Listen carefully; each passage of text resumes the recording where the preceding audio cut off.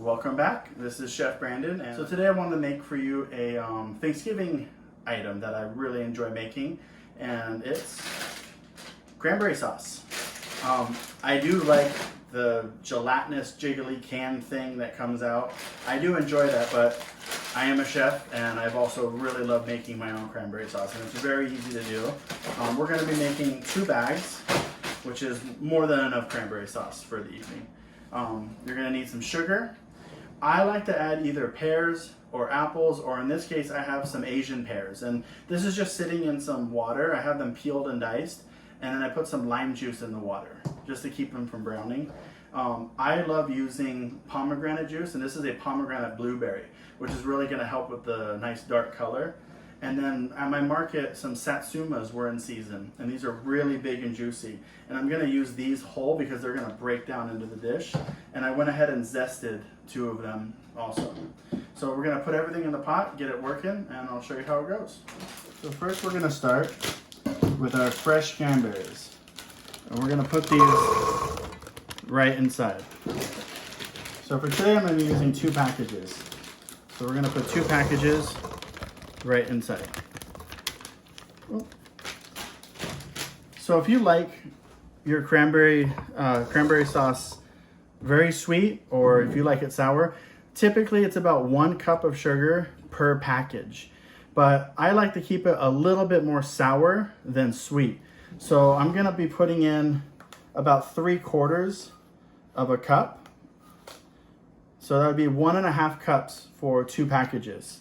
So 1/2 cup of sugar, 1 cup of sugar,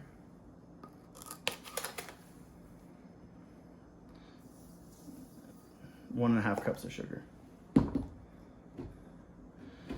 I have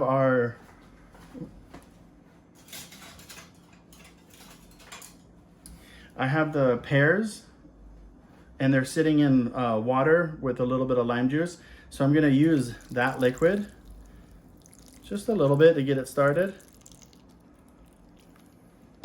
But we're not gonna add the pears yet because they're gonna end up falling apart. And then I'm gonna add about half of this 16-ounce. So just until it comes to right there, about to the top. I'm also gonna be putting in my oranges right now because we want those to break down into the sauce, and then also our orange zest. I'm gonna turn that up. You're gonna want to give this a stir. And this is gonna need to cook for a little bit.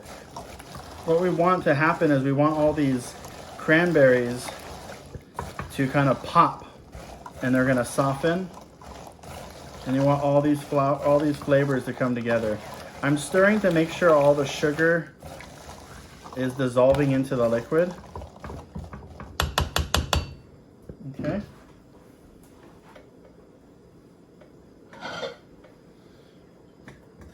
So we can kind of bring this to a boil, and then once it's to a boil, we'll end up putting a lid on it so that way it kind of steams a little bit, and so it keeps some of the moisture inside. But right now, let's bring it to a boil. So right now I can start hearing the sound of the cranberries. They're just starting to pop. And when that happens, I want to go ahead and put a lid on this.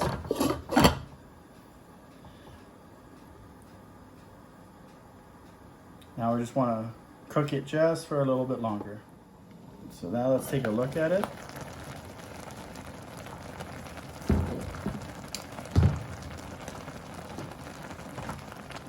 So now that it's boiling, I'm going to give it a stir, and I'm going to turn the heat down just a little bit.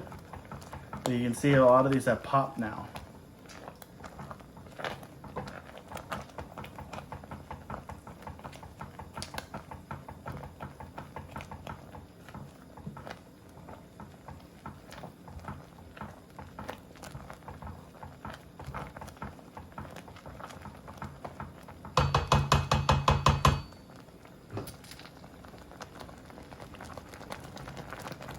Be careful with it because this will splatter, and if it's really, because of the sugar, it'll stick to you, and it's really, really hot. So you can get a nice burn from this. So keep control of the flame. Turn it down and stir it when you need to, otherwise it will boil over and become a really big sticky mess.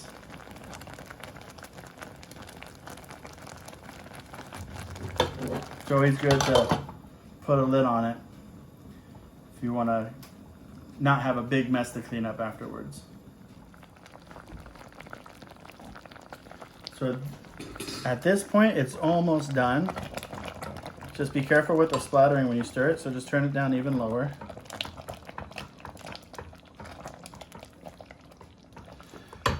And so at this point, I'm going to add all my pears in there because I don't want the pears to just turn to mush and kind of disintegrate. I want them to keep their shape a little bit, and it helps give like a little bit of a crunchy texture. And I like the look of it too. And you could use any kind of apples, like green apples are really good for this to help add a little more sour to it.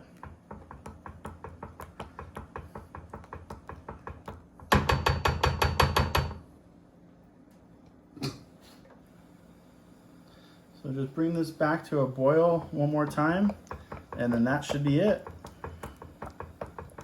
So by the look of it, just take the pot off the heat, let it cool down. You could just transfer this to another bowl if you like, but we want this to completely cool down to room temperature, even cold, before we actually eat it today. If I were making this on Thanksgiving, I would just let it sit out, and then in a couple hours it'd be cool enough to be enjoying with some turkey. So much again. I love this one very much. Again, it's so hot right now, so if I just were to take a big bite, that would probably burn really bad. So if you want to try it, you gotta just let it cool down a little bit. If you don't like the skins of the oranges, you could just put orange juice inside. I don't mind having kind of a pulpy mix inside there.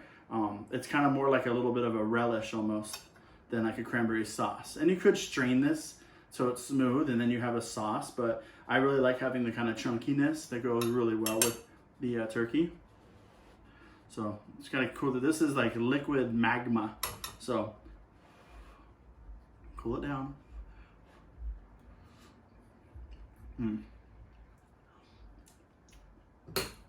The lime juice from the pears add a little bit more sourness to it, and the skins from the oranges and from the cranberries add a sourness because the sauce itself is so sweet from the sugar and the juice. This is perfect. I'm really happy with this. So I'm not going to put the lid on it. I just want this to kind of cool down a little bit. Sometimes it develops a film. It's okay, just pull that off. But this is great. I mean, you can see 2 packages makes a lot of cranberry sauce. So for most families, you're only going to need to make 1 package unless you love cranberry sauce. And this will stay in the fridge for a couple of days. So I hope you try this at home. I hope you enjoy it. Play around with it, add little twists, add different apples, add different juices, but all in all, the same thing. So thank you so much. Have a good holiday and be safe.